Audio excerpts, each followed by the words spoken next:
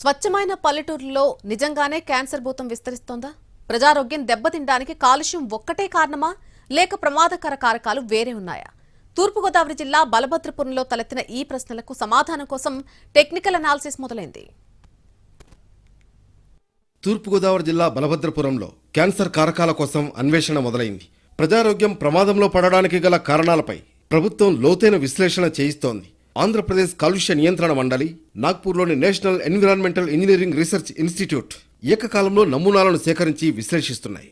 బలభద్రపురంతో పాటు చుట్టూ ఉన్న ప్రాంతంలో తాగునీరు, గాలి, భూగర్భ జలాలు, మట్టి నమూనాలను సేకరించింది పీసీబీ. 26 చోట్ల నుంచి లీటర్ చొప్పున భూగర్భ జలాలు, ఆర్డీఎస్ మెషిన్లతో 14 ఎయిర్ శాంపిల్స్, చెరువు నుంచి మరో 4 నీటి నమూనాలను సేకరించింది. వాటిని విశాఖలోని రీజనల్ ల్యాబొరేటరీకి తరలించగా టెస్టింగ్ ప్రక్రియ, టెక్నికల్ ఎనాలిసిస్ జరుగుతోంది.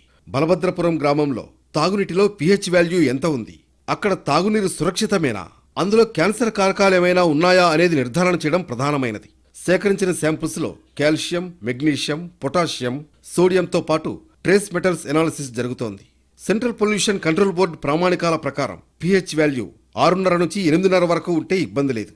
అంతకుమించి తగ్గినా పెరిగినా గొంతు భాగంలో ఉండే మ్యూకస్ లేయర్ ప్రభావితమవుతుంది. నీటి నాణ్యత దెబ్బతినడం వల్ల ఆమ్ల, క్షార విలువలు అధికమైతే బయోకెమికల్ రియాక్షన్ జరుగుతుంది. ఫలితంగా ఆరోగ్యం దెబ్బతినే ప్రభావం పెరుగుతుంది. అది క్యాన్సర్తో పాటు ఇతర ప్రమాదకర సమస్యలకు దారితీయడానికి ఆస్కారం ఎక్కువ. బలభద్రపురంలోని నీటి శాంపుల్స్లో ఇటువంటి మార్పులేమైనా చోటు చేసుకున్నాయా అనేది పీసీబీ విశ్లేషిస్తుంది. ట్రేస్ మెటల్స్ మోతాదు ఎక్కువైనప్పుడు ఆరోగ్యం దెబ్బతినే ప్రమాదం ఉంటుంది. ఇక యాంబియంట్ ఎయిర్ క్వాలిటీ అనేది చాలా కీలకం. శ్వాస సంబంధిత వ్యాధులకు గాలి కాలుష్యం ప్రధానం. బలభద్రపురంలో రెస్పిరబుల్ డస్ట్ శాంపులర్ మెషిన్ ద్వారా ఎయిర్ క్వాలిటీ నిర్ధారణ కోసం శాంపుల్ కలెక్షన్ జరిగింది. వాట్మెన్ ఫిల్టర్ పేపర్ లేదా ఫిల్టర్ పేపర్ నెంబర్ 42 ఆధారంగా ఎనాలిసిస్ జరుగుతుంది. గాలిలో 100 మైక్రోగ్రామ్ పర్ మీటర్ క్యూబ్ కంటే ఎక్కువ నమోదైతే అనేక ఇబ్బందులు తలెత్తుతాయి. వీటిని నిర్ధారణ కోసం బలభద్రపురంలో 200 నుంచి 300 మీటర్ల పరిధిలో శాంపుల్స్ ల్యాబ్కు చేరాయి. కేవలం గాలి, నీరే కాదు, పండించే పంటల్లో ప్రమాదకర స్థాయిలో రసాయన వినియోగం జరిగినా క్యాన్సర్ వంటి సమస్యలు తలెత్తే అవకాశాలు లేకపోలేదు.